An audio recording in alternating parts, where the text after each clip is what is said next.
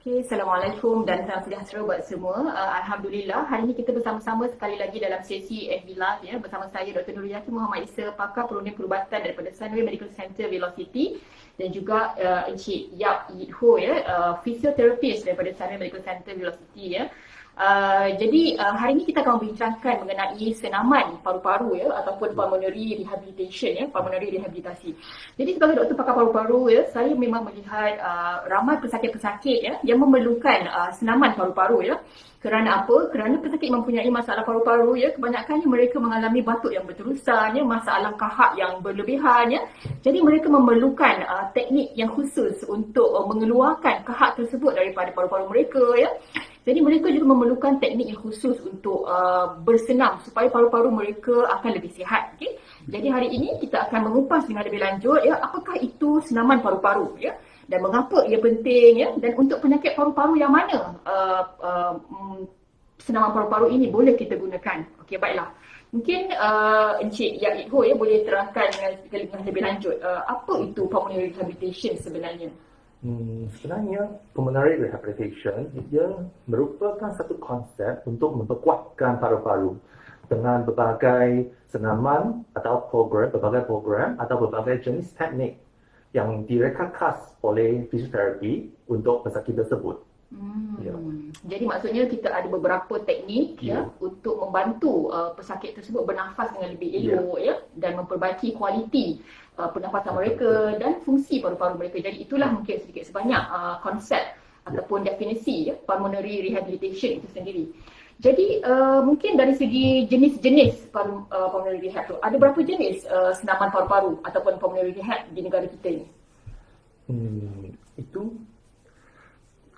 Itu sangat banyak kalau nak cakap semua pulmonary rehabilitation. Kerana hospital berbeza, protokol pun berbeza, penyakit yang berbeza, jenis-jenis rawatan pun berbeza. Contohnya macam COP pesakit, kami memberi tumpuan untuk pengukuhan fungsi paru-paru. Kalau untuk asma pesakit, kita memberi tumpuan untuk menggunakan corak pernafasan yang betul untuk mereka. Kalau untuk macam currently COVID-19 patient, kita fokus on mengeluarkan kahak kalau tak tumbuh di dalam paru-paru. Jadi ya, jenis-jenis rawatan pemulihan paru-paru terlalu banyak. Okey, jadi memang betul ya. Memang ada banyak sebenarnya jenis-jenis senaman paru-paru ataupun rawatan pemulihan paru-paru ya. Jadi kalau kita lihat kebiasaannya ya sebagai doktor pakar paru-paru ya, untuk pesakit yang banyak mengeluarkan kahak ya, contohnya pesakit COPD ya, chronic obstructive pulmonary disease, ataupun penyakit bronkiektasis ya, di mana mereka ada sangat banyak kahak yang mengganggu aktiviti seharian mereka.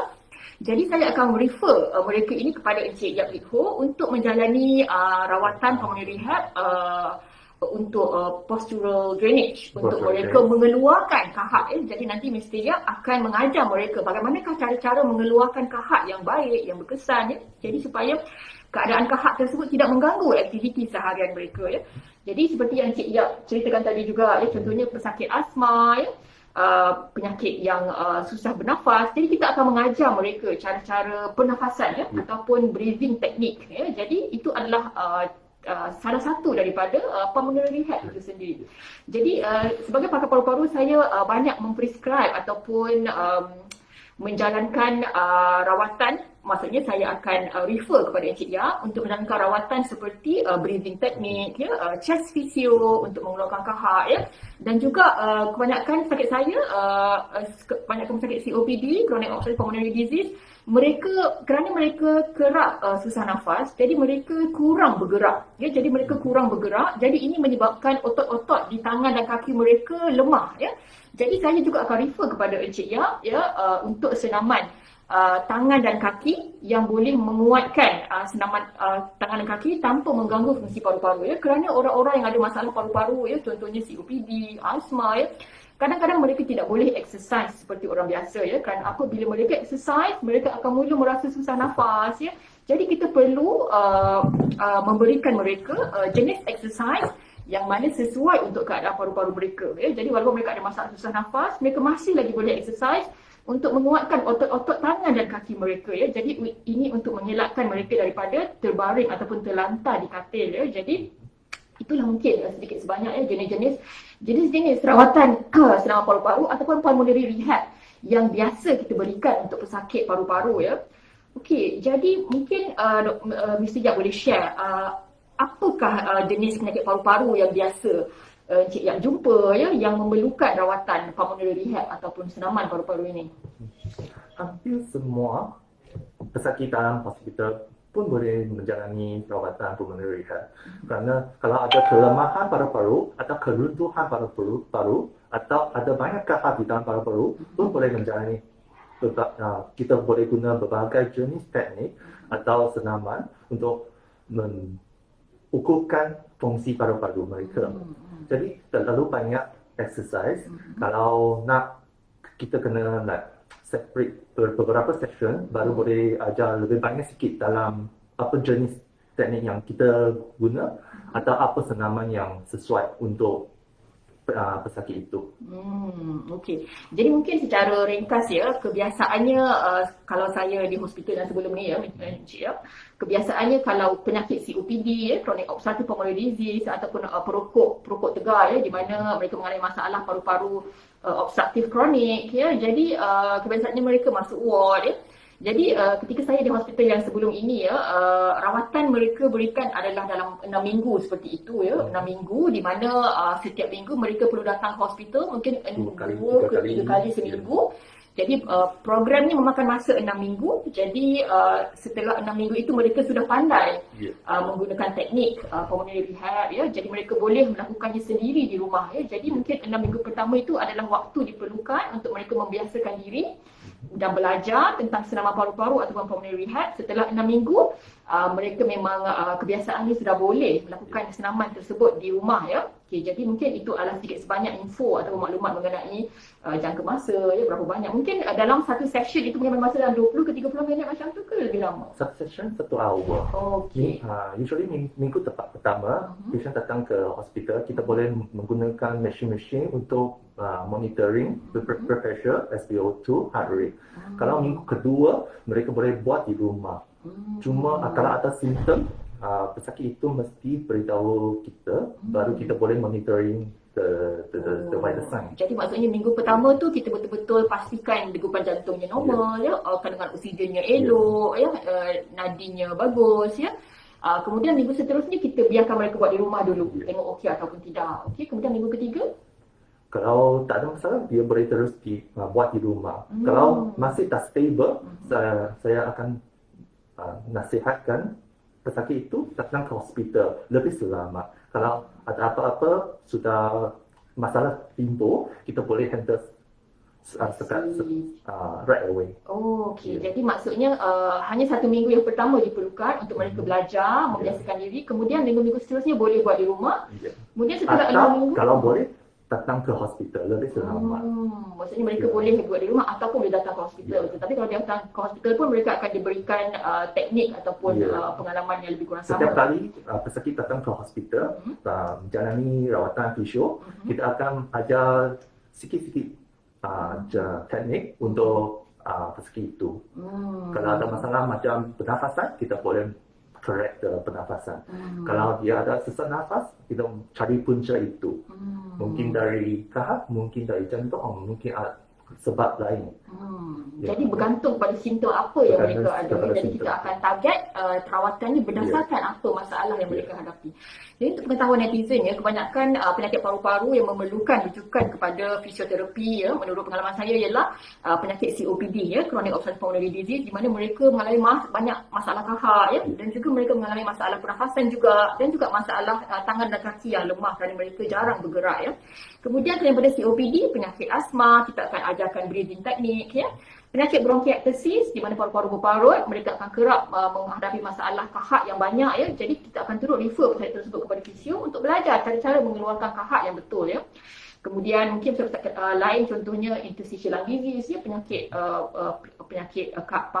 parut di paru-paru yang kronik, penyakit pulmonary hypertension ya, dan juga penyakit-penyakit paru-paru yang lainnya. Ada terlalu banyak, tapi itu adalah antara penyakit paru-paru yang kebiasaannya kita refer untuk pulmonary rehabilitation ya.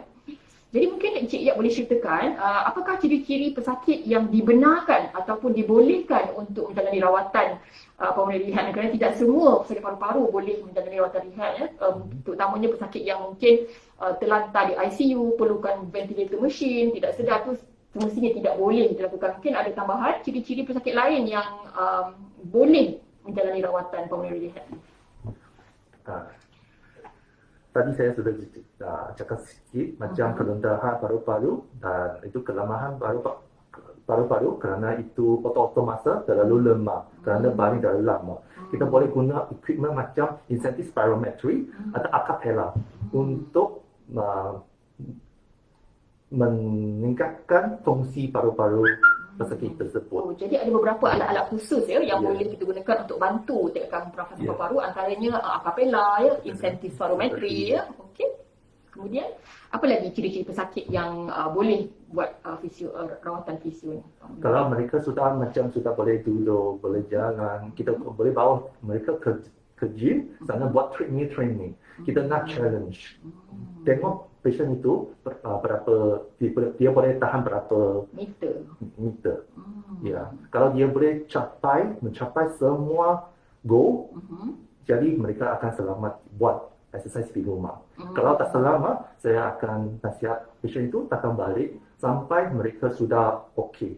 Semua goal sudah tercapai. Jadi maksudnya kita ada kriteria atau ciri-cirinya untuk memastikan pesakit itu selamat untuk membuat rawatan fisioterapi ya, ataupun rawatan pulmonary rehab ini, dan biasanya kita buat 6-minute walk test ya, maksudnya kita 6 minute is the gentle one. Gentle. Kalau nak challenge more, treadmill running. Itu akan pakai itu oksigen dan the blood pressure to monitoring the vital sign. Okey, jadi pesakit perlu melulus ujian ni dulu. Setelah lulus ujian ini, barulah mereka dikira selamat untuk menjalani rawatan pulmonary rehab ini. Okey. Bagaimana pula pesakit yang tidak dibenarkan ataupun memang tak boleh nak buat rawatan pulmonary rehab? Apa kriteria dia ni? Macam heart rate terlalu rendah, tak mencukupi, dan Heart rate. the heart rate dalam. Kerana kalau nak buat macam percussion, mungkin saluran darah akan platelet. platelet. Okey, platelet yang rendah memang tak boleh nak buat ya. Contohnya berapa rendah, ada level dia ke? Kurang daripada Kalau saya tak ingat salah, is more than 5. Okey, platelet. Okey, alright. Okey, kena lebih daripada 5 lah. Okey, alright. Lepas tu, atau kemungkinan besar macam lung cancer, selepas macam percussion, mungkin cancer itu merebak selepas fisio. Itu patient kita tak boleh. Tak boleh buat fisio. So cancer paru-paru tak boleh. Depends on what phase. Mungkin 1, 2, 3 boleh, tapi 4 sudah mesta. Sudah merebak, kita tak boleh lah. Depends. Kalau memang itu sangat mengganggu nafas itu, kita perlu buat. Tapi kalau tak mengganggu sangat, kita akan buat exercise lain, deep breathing lain. Macam personal breathing atau guna autogenic breathing teknik, slowly keluarkan itu tersebut dengan active breathing.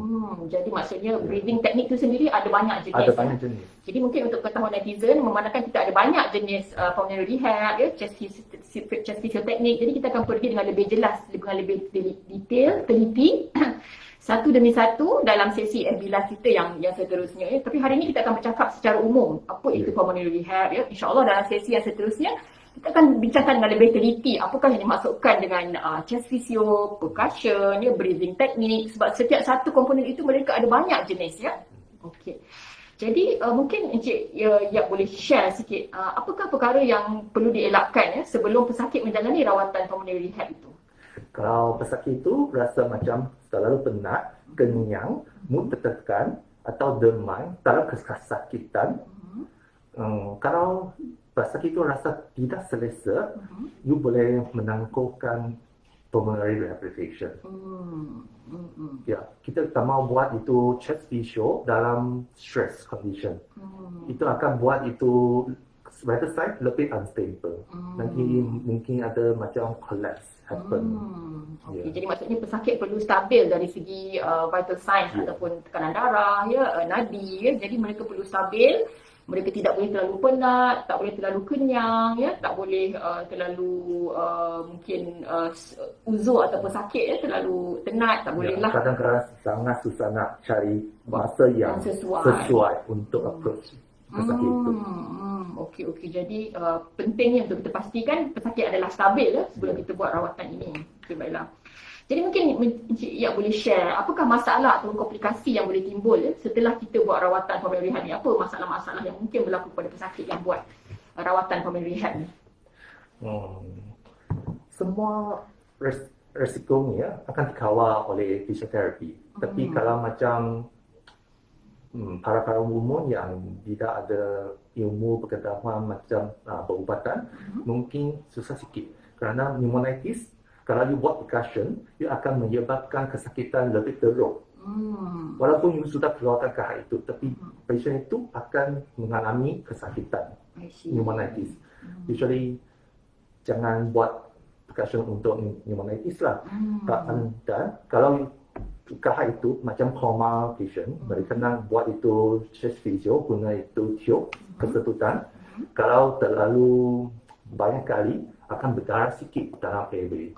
Itu akan timbul suction lah maksudnya kalau kita buat penyedutan IU tu boleh menyebabkan pendarahan. Semua risiko itu boleh dikawal oleh para fisioterapi. Okey, jadi boleh menyebabkan kesakitan, boleh menyebabkan pendarahan, boleh menyebabkan susah nafas. Ada banyak keadaan. Jadi kena dikawal. Jadi maksudnya kita perlu berhati-hati, perlu pastikan pesakit stabil, ya, kerana kemungkinan ada beberapa masalah yang mungkin timbul, ya. Tapi kalau masalah ini timbul pun, kita ada langkah-langkah yang boleh kita buat untuk menyelesaikan masalah itu, ya. Okey, baiklah. Jadi mungkin Encik Yap boleh share kot kalau ada pengalaman-pengalaman yang menarik ketika merawat pesakit ini, ya. Boleh ke Encik Yap share? Saya ada satu patient, di Singapura pun ada, sini pun ada, especially coma patient. Kalau kerana like stroke cases, mereka ada banyak kahak di dalam paru-paru. Jadi kena buat itu suction. Kena sedut keluar kahak tu, ya. Kerana some patient, mereka macam orang biasa. The reflex is very good. Jadi bila you induce the cough reflex, the flame macam terkeluar. Ia macam besar. Banyak sangat. Tapi selepas kahak itu keluar, SPO itu akan improve a lot. Macam dari 88 sampai ke 98 to 100%. Okey, jadi maksudnya memang teknik tu berjaya lah. Berjaya, tapi kena hati-hati kerana kalau physiotherapy itu buat suction, kalau tak berhati, itu kahak akan ke muka. Terkena ke itu muka. sangat. Jadi perlu pakai peralatan yang cukup untuk memelihara muka lah, ya. I see. Kena buat banyak preparation. Pakai mask ke waktu pakai mask? Pakai itu seal, face seal, goggle, lepas tu masuk dalam buat itu. Buatlah suction lah.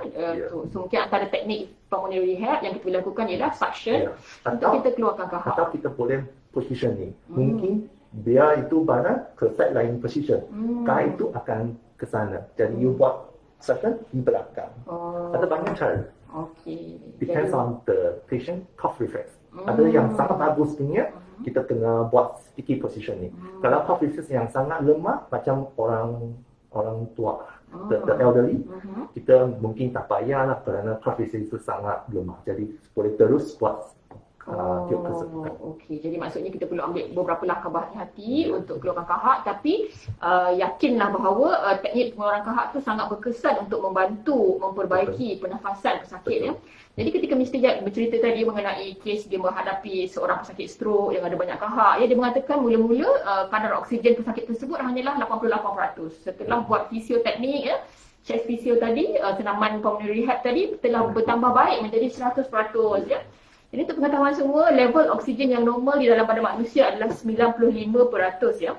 Cuma kadang-kadang untuk pesakit yang ada masalah kronik, contohnya penyakit stroke yang dah lama stroke ataupun penyakit COPD, bronkiolitis, kadang-kadang oksigen mereka boleh turun hingga 88%, tapi kita masih boleh terima kadar 88% itu sebagai normal kerana memang paru-paru mereka sudah rosak. Badan mereka sudah adapt, badan mereka sudah menerima level oksigen 88% itu sebagai normal. Jadi kita akan melihat ikut pesakit, tapi secara umumnya untuk orang yang sihat, kadar oksigen yang normal dalam darah adalah 95% dan ke atas, ya. Kalau kurang, maka kita perlu berhati-hati, kita perlu menyiasat kenapa oksigen mereka kurang, ya.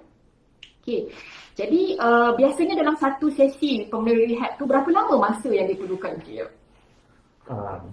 Kalau standard 1 hour untuk satu session.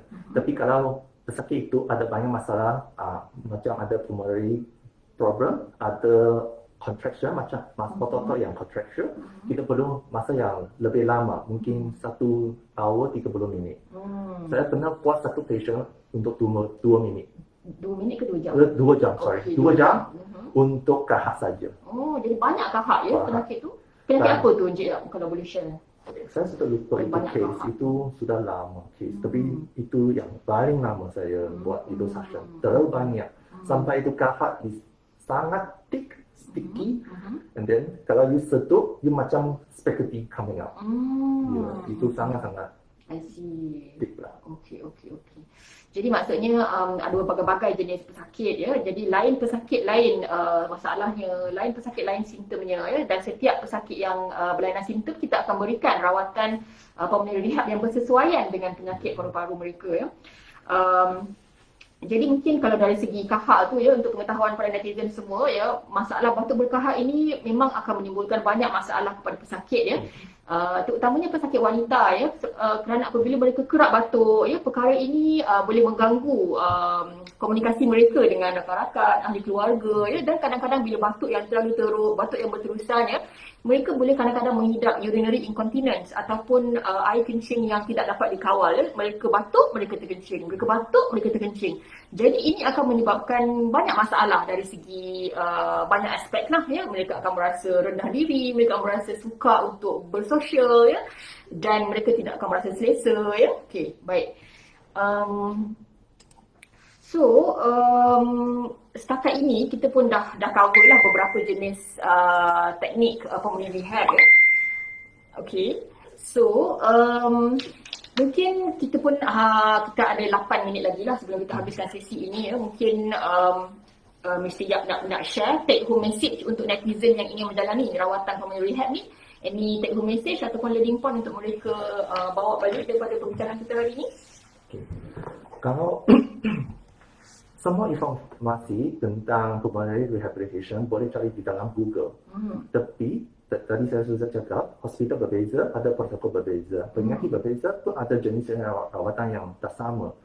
Kalau maklumat itu you boleh cari di dalam Google, belum ditapis dan sangat kasar. Kalau boleh, kalau jatuh sakit, para penonton kena pergi cari nasihat dari para fisioterapi dan pakar-pakar toto sebelum you menjalani sebagai rawatan di pulmonary rehabilitation untuk keselamatan anda. Jadi maksudnya jangan percaya 100% pada maklumat di Google ya, dan senaman pulmonary rehab ini tidak boleh DIY ya, tak boleh do it yourself ya. You kena belajar dulu dengan fisioterapis, jumpa dulu dengan doktor ya, pastikan apakah penyakit paru-paru yang anda hadapi. Setelah itu kita akan prescribe, kita akan cadangkan apakah senaman paru-paru yang sesuai ya. Sebab baru-baru ni ada pesakit asma yang bertanya kepada saya, doktor, ada ke suplemen untuk paru-paru ya. Jadi untuk pengetahuan semua, tidak ada ya suplemen untuk paru-paru ya. Yang penting anda perlu menjaga udara yang sihat ya. Okey, dan juga anda perlu memastikan bahawa anda menghirup udara yang segar ya. Jadi perlu elakkan pencemaran udara ya. Dan jika anda ada asma atau COPD, perlulah mengambil ubat-ubatan seperti yang kita cadangkan ya. Tidak boleh sendiri pergi ke farmasi beli sendiri, prescribe sendiri. Jadi perlukan cadangan dan nasihat ya daripada doktor dan juga fisioterapi untuk mendapatkan apakah rawatan paru-paru yang sesuai untuk masalah paru-paru anda ya. Okey. Jadi mungkin setakat ini dulu ya kita punya sesi pada hari ini ya. Kita pun rasanya dah agak banyak cover tentang pulmonary rehab ya. Mungkin dalam minggu depan kita akan share pula mengenai chest physio ya. Chest physio di mana kita boleh belajar dengan lebih jelas bagaimana buat chest physio ya. Mungkin nanti Mr. Yap pun boleh demonstrasi ke macam mana buat chest physio ya. Apakah faedah chest physio tersebut, apakah maksudnya chest physio tersebut. Kerana memang kadang-kadang masalah batuk berterusan, masalah kahak ini memang masalah yang sukar dikawal dengan ubat-ubatan sahaja ya. Jadi hanya ubat tidak cukup ya. Dan kita perlu suplemen atau tambahkan dengan senaman paru-paru ya, ataupun pulmonary rehab supaya paru-paru kita lebih cepat sihat, lebih cepat sembuh, dan simptom-simptom yang kita hadapi juga boleh lebih mudah untuk kita selesaikan. Okey. Jadi mungkin itu saja ya daripada kita ya. Harapan saya ialah para netizen di luar sana mendapat banyak manfaat daripada sesi hari ini ya, terutamanya mengenai senaman paru-paru ya. Mungkin ada yang tak pernah dengar pun apa itu senaman paru-paru, apa itu pulmonary rehab. Jadi anda perlu tahu bahawa senaman paru-paru dan pulmonary rehab ini memang sangat perlu ada untuk membantu kelangsungan rawatan paru-paru anda dan membantu untuk menyihatkan lagi paru-paru anda ya. Jadi just untuk info, esok kita akan ada sesi bersama Dr. Lim Kim Piao mengenai denggi ya. Dan kita akan cuba bincang lebih detail mengenai pulmonary rehab ataupun chest physio pada minggu harapan lah ya. Kita akan datangkan topik-topik yang lebih relevan ya, yang lebih sesuai dipakai untuk pesakit paru-paru di luar sana ya. Mungkin jika anda ada soalan boleh sharekan di ruangan komen ya, dan kita akan cuba jawab selepas ini, insya-Allah. Okey, baiklah, terima kasih kepada Encik Yap kerana sudi bersama-sama kita pada hari ini ya. Sudi meluangkan masa, sudi sharekan info ya, dan juga kepada netizen di luar sana juga terima kasih diucapkan kerana sudi meluangkan masa anda untuk mendengar informasi ya mengenai pulmonary rehab ya, mengenai penyakit paru-paru ya. Semoga sekiranya ada di kalangan pendengar yang merupakan pesakit paru-paru kronik ya, mereka boleh mendapat manfaat ya, mereka boleh tahu rupanya ada lagi rawatan yang boleh diberikan kepada mereka selain daripada ubat-ubatan ya. Kita ada senaman paru-paru ataupun kita panggil pulmonary rehab ya. Sekian sahaja daripada kami. Sekian, Assalamualaikum warahmatullahi wabarakatuh. Alright. Kita cakap bahasa Melayu. Okay. Alright, thank you. That's all. So should I inform Dr. Max? I mean, who's next, or you or there will be someone else? I will ask next and he will be the He'll be joining lah. Yeah. So basically next topic is chest physio lah. Chest tentang physio. pekan kita ada banyak cara. Saya ada topik yang you need us to cover, right? Yeah. COPD ke or asthma? Oh, so you prefer the targeted? Because once the penyakit you already identified. confirmed, then we will design the program and then we will teach more detail. Kalau you cover semua penyakit terlalu banyak, itu cara. So I think maybe we can talk about COPD then, because COPD is quite common, right? COPD first lah. So pulmonary rehab for COPD patient. Boleh. Okay, cool. Alright, and then probably next is asthma, and after that bronchiectasis and ILD, those are the common things. Okay. Cool, thank you so much. Thank you. If there's anything that you think can be done to improve the session, just let me know. Sure. Cool, thanks. Ada problem sama saya.